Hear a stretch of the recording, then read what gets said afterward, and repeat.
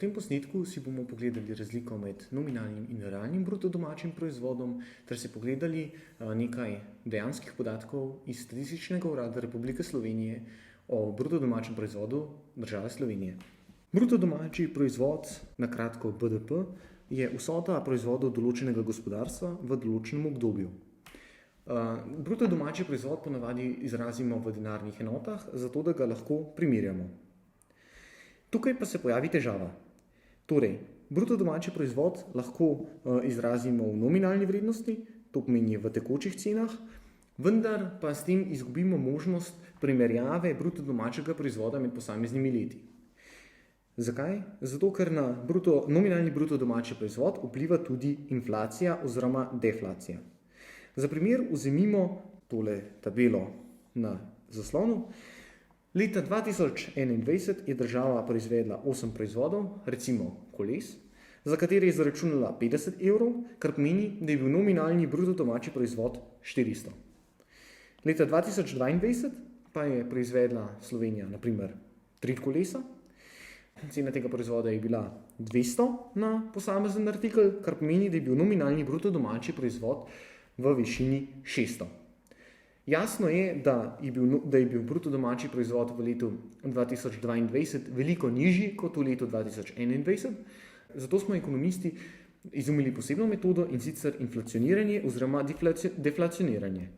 V primeru inflacije, se pravi dviga splošne rasti cen, nominalni bruto domači proizvod deflacioniramo. V primeru deflacije pa ga inflacioniramo in s tem izločimo vpliv spremembe cen na bruto domači proizvod, kar pomeni, da postanejo potem bruto domači proizvodi med leti primerljivi. Takemu, se pravi, bruto domačemu proizvodu, ki izloči vpliv spremembe cen, rečemo realni bruto domači proizvod oziroma RBDP. Meri se v stalnih cenah in pri njem je izločen vpliv inflacije in deflacije, zato je bolj zanesljiv pokazatelj, še posebej, če želimo primerjati BDP med leti. Če izločimo vpliv spremembe cen, naprimer določimo cene iz baznega leta 2021, vidimo, da je gospodarstvo dejansko po realnem bruto domačem proizvodu leta 2022 proizvedlo veliko manj kot leta 2021. Ob tem še opomba, na zaslonu se vam prikazuje RBDP in zraven referenčno leto. Referenčno leto je v bistvu bazno leto. Zdaj pa zgoraj sem omenil inflacijo in deflacijo. Kaj to sploh je? Inflacija oziroma deflacija je sprememba splošne ravni cen. Jaz jo bom označeval z delta C. Merimo jo v procentih, gre pa za razliko. Se pravi, če se cene dvignejo, je prišlo do inflacije, če se splošna raven cen spusti, pa je prišlo do deflacije. Zdaj, kaj to praktično pomeni?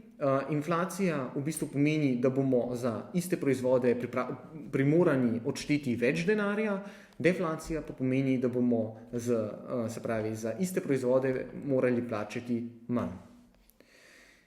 Zdaj to inflacijo in deflacijo moramo ločiti od indeksa cen. Indeksi kažejo gibanje vrednosti nekega znaka. Ko govorimo o indeksu cen, nam ta prikazuje gibanje vrednosti oziroma višine cen izdelkov iz košarice dobrin. Za razlago košarice dobrin si pogledajte posnetek, omenjen v opisu. Indeks cen je določen na način, da določimo bazno leto, ki je osnova, s katero primerjamo ostala leta, po formuli posamezno leto deljeno z bazno leto krat 100, ker gre za indeks.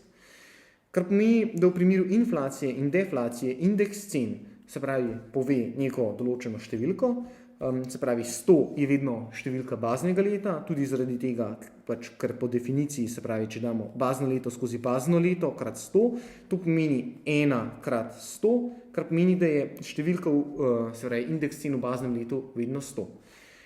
V vsakem primeru, pa če se v katerem od naslednjih let pojavi enak indeks cen, to pomeni, da se cene niso spremenile napram baznemu letu. Če je indeks cen višji od 100, pomeni, da je prišlo do inflacije. Če je indeks cen na primer 105, je prišlo do 5% inflacije. Enako, če je indeks cen nižji od 100, pomeni, da je prišlo do deflacije. To pa se izračuna, se pravi, ta indeks cen, pa kot rečeno, se izračuna raven cen posameznega leta skozi raven cen v baznem letu. Načeloma pa spremembo cen ugotavljamo s pomočjo košarice dobrin. Prosim, pogledajte si še ostale posnetke, ki smo jih pripravili za vas, za razlago košarice dobrin. Načeloma pa pri indeksih poznamo običajne, ti so za določenje realnega bruto domačega proizvoda in gre za povprečno spremembo cen dobrin, in pa poznamo tudi implicitni inflator oziroma deflator, ki je torej definiran kot nominalni bruto domači proizvod krat realni bruto domači proizvod krat 100. Zdaj pa si pogledamo še nekaj realnih podatkov za Republiko Slovenijo. Na zaslonu se vam je prikazala tabela, podatki so prišli iz Statističnega urada Republike Slovenije, jaz sem naredil nekaj malega obdelave. Zdaj, če si pogledamo, se pravi, imamo najprej določene tekoče cene v milijonih evrov, potem imamo določene stalne cene z referenčnim obdobjem iz leta 2010. Z referenčnim letom, kot omenjeno že prej, mislimo na bazno leto. Potem sem pa izračunal še indeks cen, podani so podatki še bruto domači proizvod na prebivalca v evrih, v tekočih cenah. Jaz sem pa izračunal še gospodarsko rast glede na realni bruto domači proizvod, ki je določen v drugi vrstici. Zdaj, če si pogledamo podatke, je očitna razlika med nominalnim in realnim bruto domačim proizvodom, naprimer v obdobjih, kjer je prišlo do velike inflacije oziroma deflacije. Zdaj, glede na to, da je indeks cen določen z baznim letom v letu 2010, kot vidite na zaslonu, vidimo, da tukaj je nominalni proizvod enak realnemu proizvodu. Že v naslednjem letu pa je prišlo do 1% inflacije, kar pomeni, da realni proizvod ni več enak nominalnemu proizvodu. Še večje razlike se pokažejo proti koncu, naprimer, ko je indeks cen že 116,2, ko je razlika med nominalnim in realnim bruto domačim proizvodom precej velika.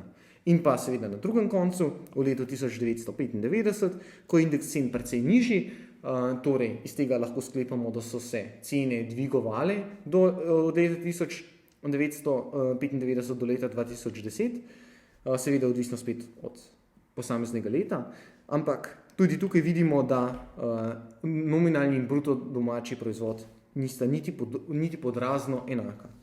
Mogoče tako, da se malo bolj vidi, še preglednica od leta 2008 naprej. Zadnje podatke imamo podane za leto 2021, ko je država proizvedla 52 milijard v nominalnem bruto domačem proizvodu oziroma v cenah iz leta 2010 44,9 milijarde evrov. Hvala, da ste si vzeli čas za ta posnetek. Če vam je bil všeč, ga všečkajte, sledite nam na kanalu in se vidimo v prihodnjih posnetkih. Adijo!